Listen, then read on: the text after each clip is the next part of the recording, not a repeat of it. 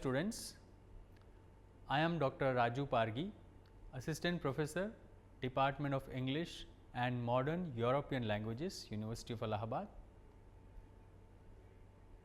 I am presenting module 36 of paper 2 on behalf of Professor Sumita Parmar, Director, Center of Women's Studies, University of Allahabad.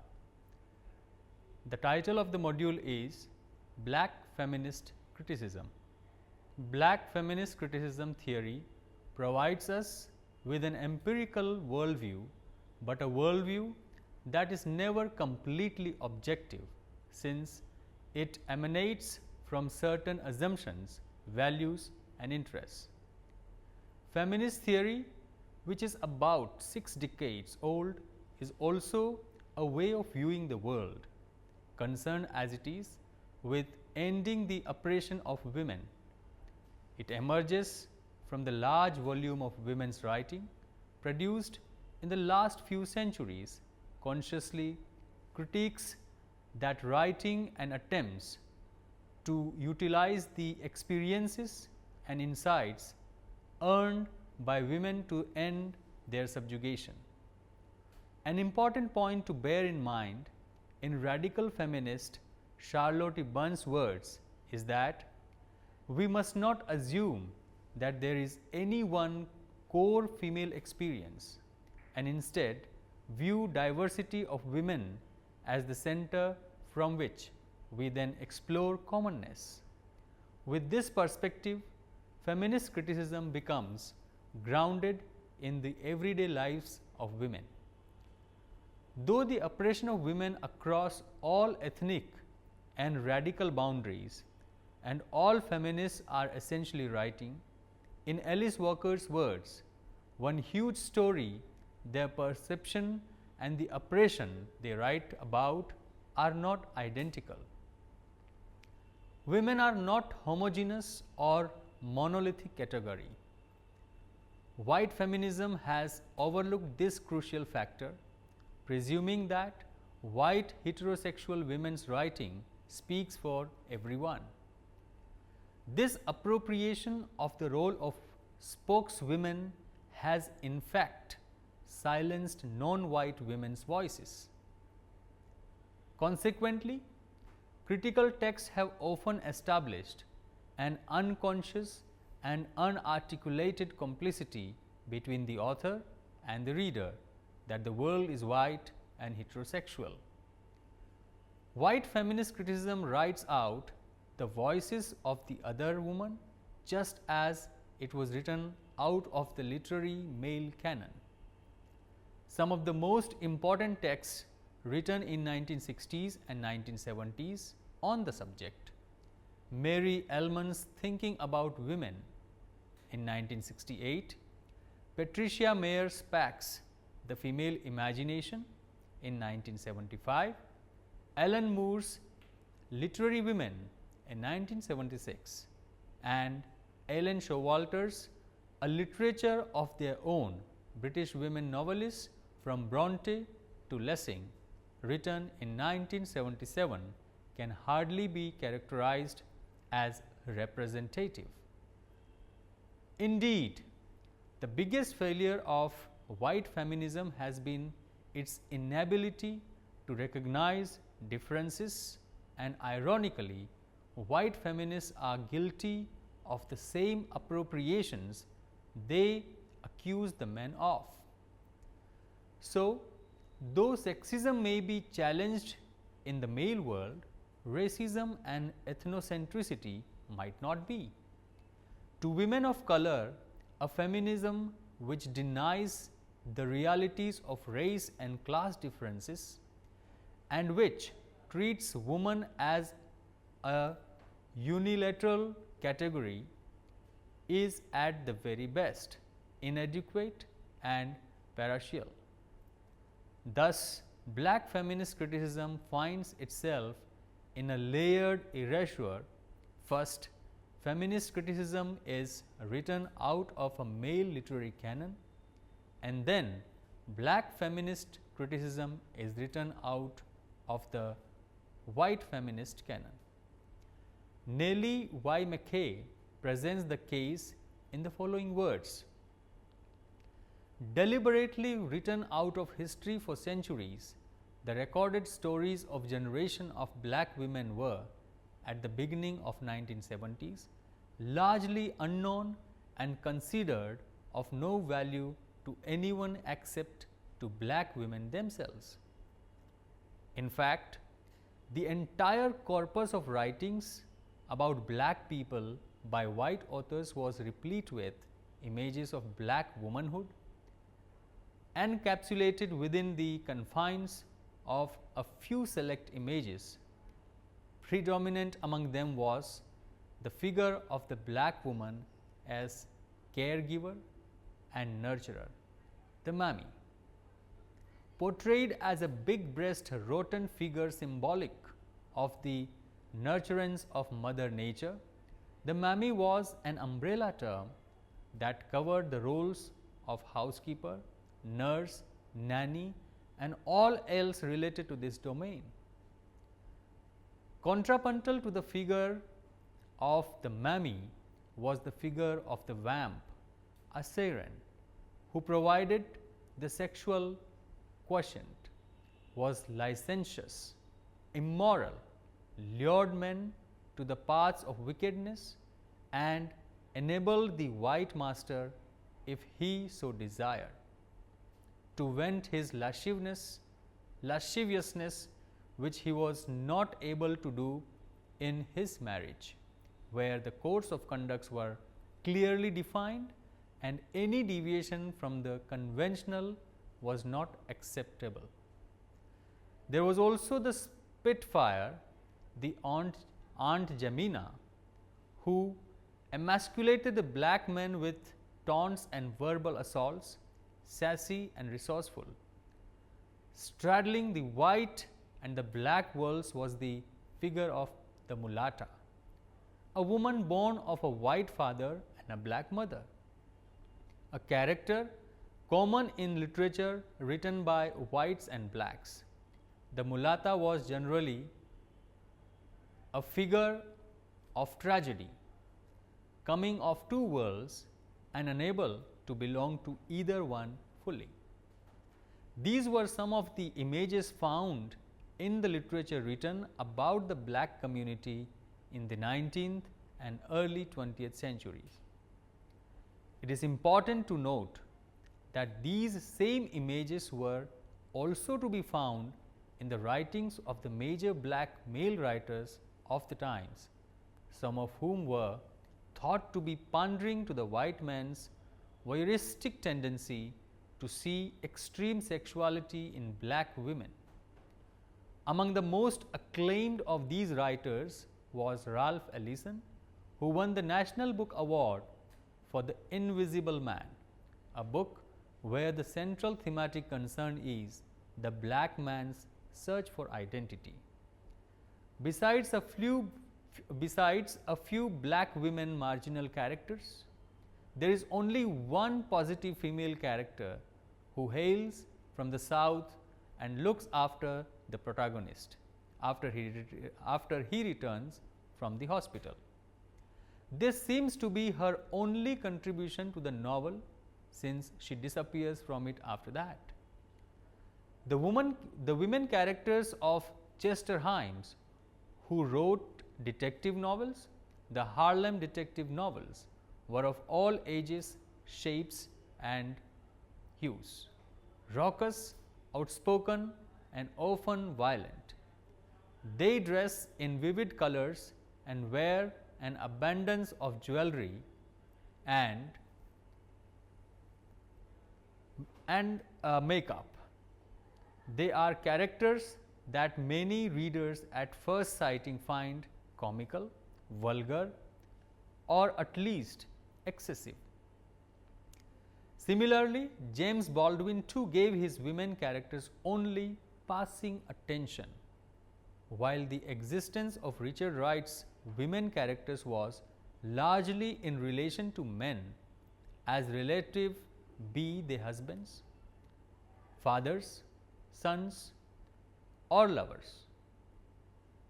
Thus, black women were depicted as queens and princesses, or as earth mothers and idealized big mamas of superhuman wisdom and strength.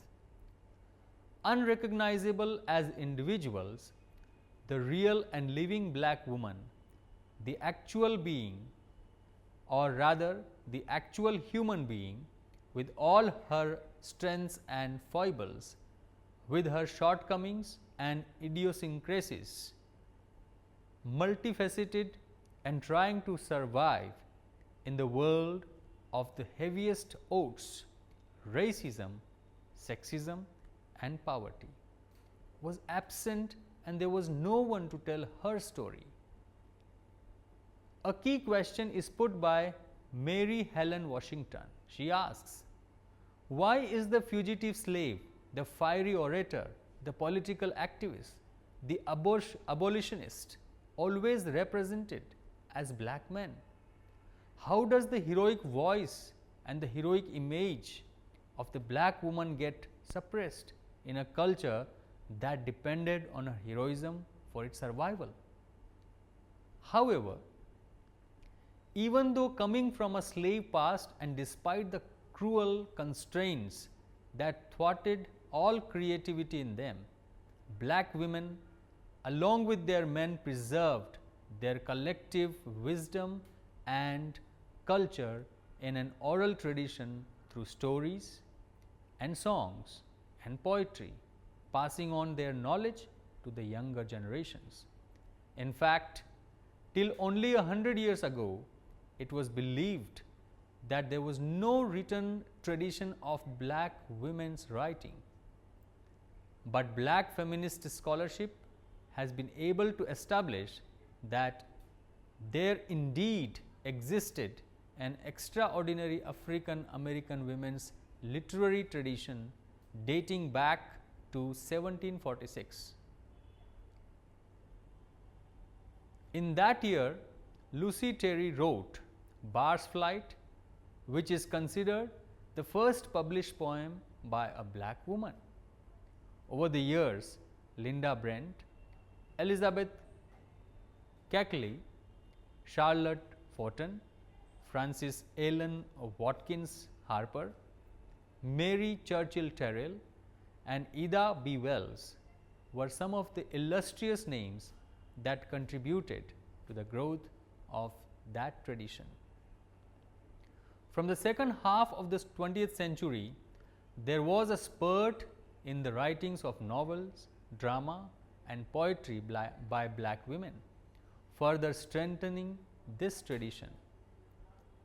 They began to write the stories that black women wanted to read, the stories that no one else was writing. Several writers were explicit about why and what they wanted to write. I wrote Sula and The Bluest Eye because they were the books I had wanted to read. No one had written them yet, so I wrote them, said Toni Morrison. Gloria Naylor was equally clear. She says, I wrote what I felt I had to write, and I am willing to put my own sanity and my reputation behind it. Within a short span of time, tenacious and dedicated scholars rejected the boundaries of previously accepted knowledge and forged beyond them to excavate materials so that the literary, historical, and political landscape of world literature was enormously altered and enriched. However, it was only from 1970s when Toni Morrison's The Bluest Eye, Toni Morrison won the Nobel Prize for Literature in 1993, Alice Walker's The Third Life of Grange Kaplan, and Maya Angelou's I Know Why the Caged Bird Sings were published, that black women writers drew the attentions of both the reading public and the literary establishment. Nikki Goviani, Gloria Naylor, Toni Cade Bambara, Lucille Clifton, Audre Lorde, June Jordan, Gwendolyn Brooks, and Sonia Sanchez are only some of the names that have won acclaim over the last few decades. As feminist critic Hortense Spillers put it, the community of black women writing in the US can now be regarded as a vivid new fact of national life. Scholar and critic Henry Louis Gates Jr. endorsed Spillers' statement claiming that black women's literary movement, it seems safe to say, already has taken its place as a distinct period in Afro-American literary history and could very well prove to be the most productive and sustained. The corpus of the work is impressive in the sheer variety of styles, perspectives, and choice of subjects. But the overarching concern is the marginalization of the black woman, the articulation of her voice, and the rendering of her experience as valid, says Gail Jones. When you tell a story, you automatically talk about tradition, but they are never separate from the people, the human implications, for you are talking about language. You are talking about politics and morality, and economics and culture. You are talking about all your connections as a human beings. Toni Morrison's novel Sula was the first novel that had as its central theme the friendship between two women. Sula and Neil. Alice Walker, in her prize-winning novel The Color Purple, addressed the twin themes of sexism within black community and lesbianism. The novel was met with outrage and hostility by many belonging to the black community who saw the novel as a betrayal of community and a pandering to the white world. The understanding was the irrespective of the widespread sexism prevailing within the community, women were not expected to expose this reality to the wider world. Walker transgressed this expectation.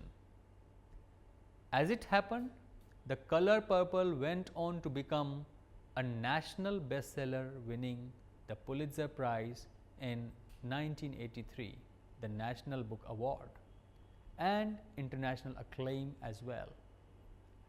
Perhaps the most meaningful achievement of African American women writers is that of having established the historical and cultural visibility of the black woman in the face of white and black sexism.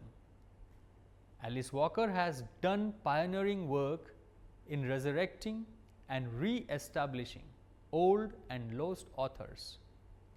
Zora Neale Hurston, writing in 1930s, a brilliant writer, unapologetic and proud of her use of black English and idioms in her novels, is a conspicuous example, says Walker. We are a people do not throw their geniuses away, and if they are thrown away, it is our duty as artists and as witnesses for the future to collect them again for the sake of our children, and if necessary, bone by bone. The need for a black feminist criticism arose with the growing corpus of the writings of black women. Since their work is linked by a commonality of themes and their intentions bound by a common vision, similarly, the aesthetics used by these artists are also akin. Black literature, in fact, stems from a storytelling tradition of oral literature. Toni Morrison explains, "There are things that I try to incorporate in my fiction, that are directly and deliberately related to what I regard as a major characteristic of black art, whatever it is, one of which is the ability to be both print and oral literature, to combine those two aspects so that the stories can be read in silence, of course, but one should be able to hear them as well. The rhythm and structure of black English is so typical and different that it becomes an effective tool to establish authenticity of both characters and tone. Black woman's language is, according to Barbara Smith, is distinct and able to communicate nuances and shades in the writings, not possible in mainstream language. The use of black woman's language and cultural experiences in books by black women about black women results in a miraculously rich colosseum of form and content, and also takes their writing far beyond the confines of white male literary structures. Thus, the use of black speech and its utilization to create a vibrant interaction between the reader and the text is a major common device. Not only do these writers draw upon the spoken language, but they also use expressions of black music like jazz, events in history, and religious and cultural symbolism. Often in the fictional canvas, an ancestral figure looms large, a comforting and reassuring presence. Songs of Solomon and Sula are the examples. The community plays an integral role as part of the structure of many of these novels. Women of Brewster plays, Sula, Songs of Solomon, the third Life of Grange Copeland. Thus, from disinheritance to resurrection, then on to addressing complex issues such as incest, sexism within the community, black women writers are playing a pivotal role. Now, within this framework, black feminist criticism has emerged as a specific branch of feminist criticism that critiques the writing of black women. The question to be asked is, what are the paradigms and structures within which the writings are to be assessed? What exactly would constitute black feminist criticism? Barbara Christian, 1943 to 2000, who was professor of African American Studies at the University of Berkeley and wrote the seminal black feminist criticism in 1985, asks fundamental questions that every critic must inevitably ask herself. What is a literary critic? A black woman critic? A black feminist literary critic? Talking about her own methodology of assessment, she wrote, "There is no absolute way to tell what's good or bad. I try to hear a writer's voice, or more precisely the one she has gotten on the page in comparison to the one she might have in her head. Then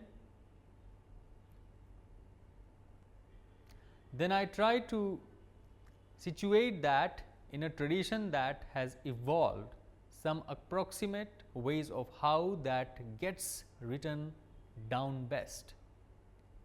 Every critic knows one thing: writing is a complex activity. According to Mary Evans, there have to be a specific paradigms that cover the creative work of black women writers. And I quote, "I insist that black poetry, black literature if you will, be evaluated stylistically for its imagery, its metaphor, description, onomatopoeia, its polyrhythms, its rhetoric, What is fascinating, however, is that despite the application of all these easy criteria, no allegation of universality can be imposed for the simple reason that black becomes a catalyst, and whether one sees it as a color, a substance, an ancestral bloodstream, or as a lifestyle, historically, when a black is introduced, things change.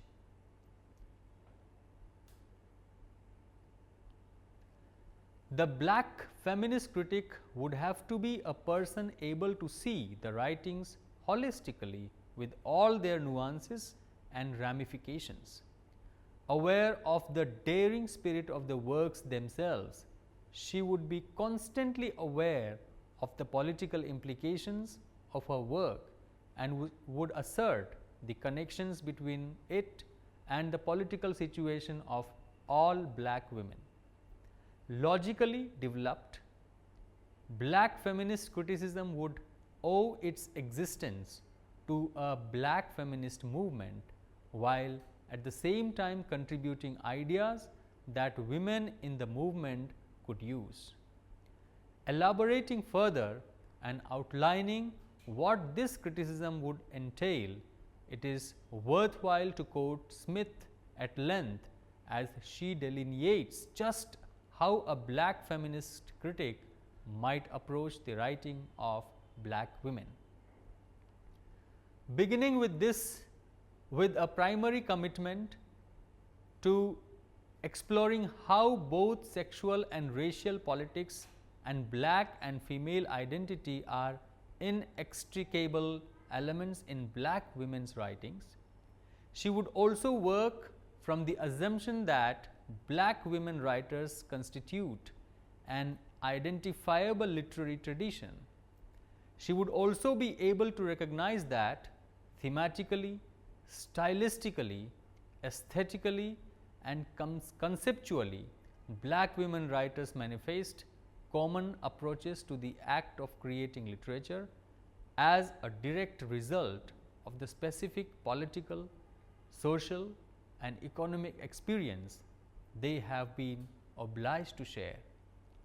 Motifs of the ground realities of everyday living, motifs of the ground realities of everyday living, of quilting, of song, of herbal medicine, typical black activities would be woven into the work. Therefore, one of the function of black feminist criticism would be to reveal for the first time the profound subtleties of this particular body of literature.